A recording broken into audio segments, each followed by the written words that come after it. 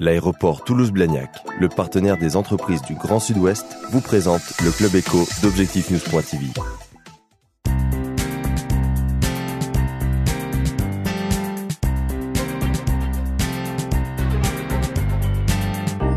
Bonsoir et bienvenue dans le Club Éco d'Objectif-News.tv. Aujourd'hui, nous recevons Louis de Montetti. Bonsoir. Bonsoir. Vous êtes directeur de l'ICAM Toulouse, l'Institut catholique des arts et métiers présidé par l'industriel Benoît Moulas. Vous avez pris vos fonctions récemment, c'était au printemps. Quel est votre parcours ?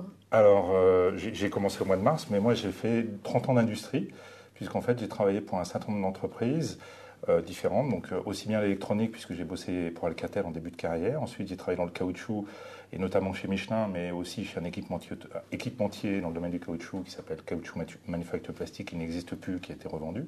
Et puis, dernièrement, je travaillais pour Michel Thierry, qui a une activité en Ariège, mais j'étais plus souvent par Mont et par Vaux, puisqu'il y avait au moins une dizaine d'implantations au niveau mondial. Voilà. Et donc j'ai quitté ce monde industriel pour prendre la responsabilité de cette école d'ingénieurs. Voilà. Donc une école d'ingénieurs dont vous pouvez peut-être nous rappeler à la fois les spécificités, les origines, la philosophie, l'Institut catholique d'arts et métiers.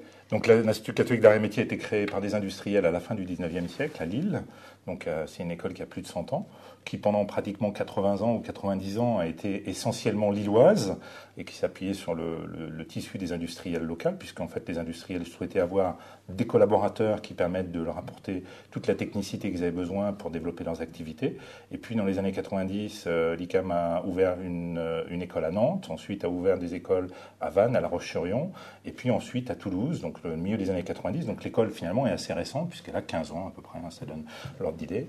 Et on forme des ingénieurs arts et métiers, polyvalents, donc qui ont à la fois la possibilité d'aborder des techniques qui sont des techniques liées aux matériaux, à la mécanique, mais aussi à l'électronique, à l'informatique, donc tous les domaines techniques qu'on peut envisager dans le monde industriel. Si on devait envisager un classement des écoles d'ingénieurs ici à Toulouse, comment se placerait l'ICAM ? Si vous voulez, je préfère pas trop répondre à cette question-là, parce que c'est difficile de classer l'école.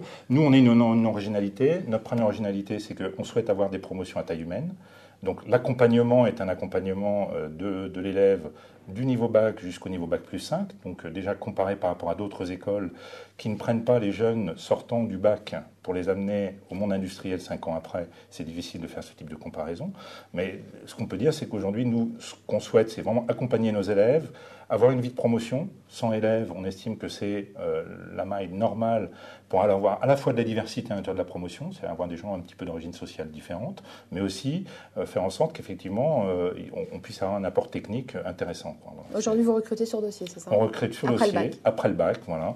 Aussi bien pour la formation apprentissage que pour la formation intégrée. La formation apprentissage, ils font un premier cycle de 2 ans.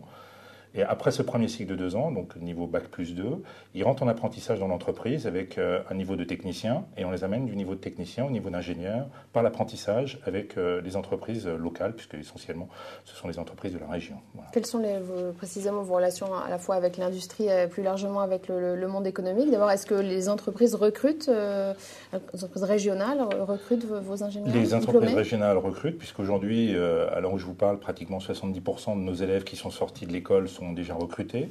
Beaucoup sont recrutés à la suite de leur stage de dernière année. Ils font un stage de 6 mois de dernière année.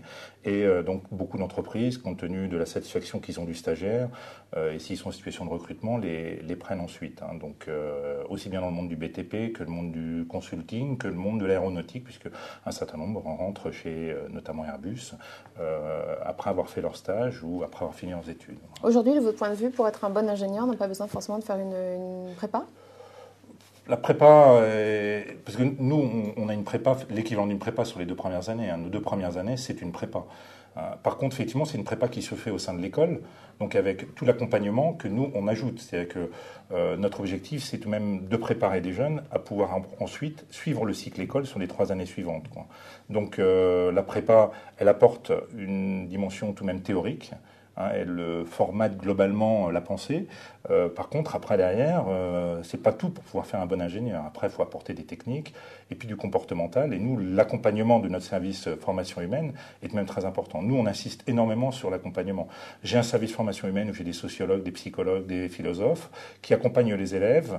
On a une pédagogie de la décision, c'est-à-dire chaque élève qu'est-ce que ça m'apporte les expériences que j'ai eues, les expériences professionnelles, les expériences éventuellement dans les cours, et comment ça construit mon projet professionnel pour qu'au moment où ils quittent l'école, ils sachent vraiment ce qu'ils ont envie d'être en termes d'ingénieurs.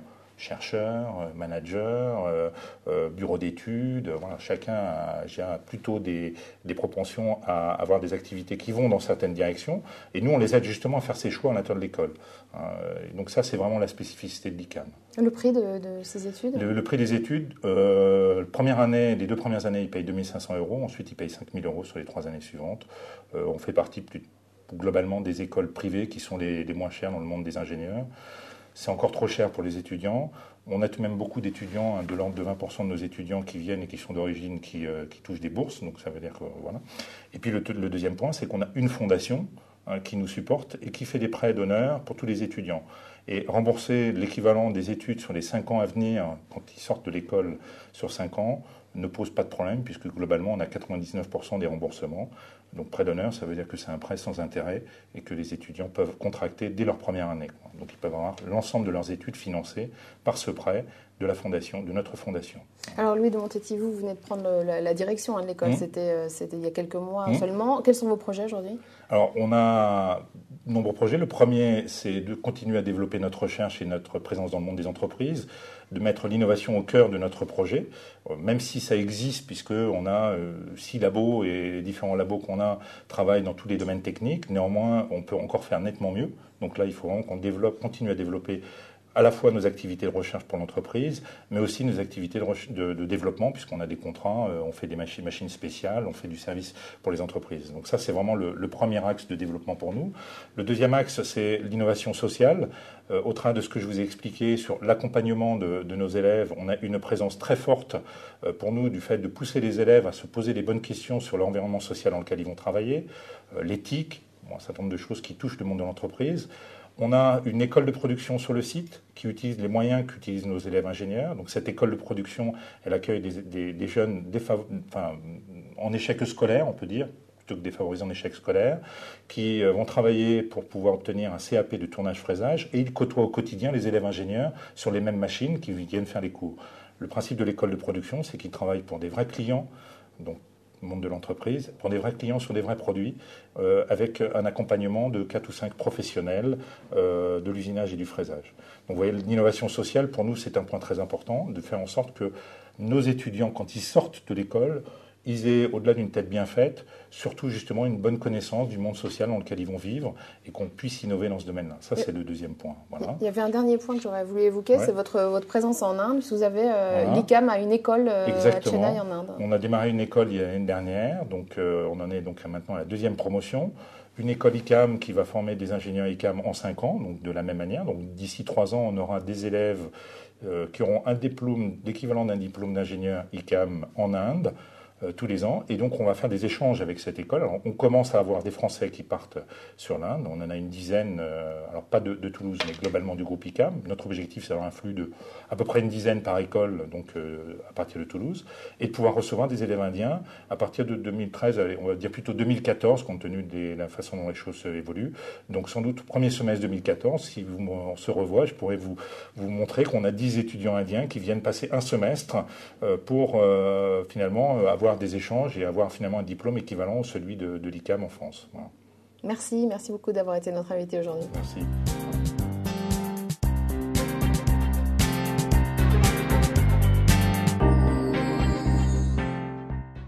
L'aéroport Toulouse-Blagnac, le partenaire des entreprises du Grand Sud-Ouest, vous présente le Club Éco d'Objectif News.tv.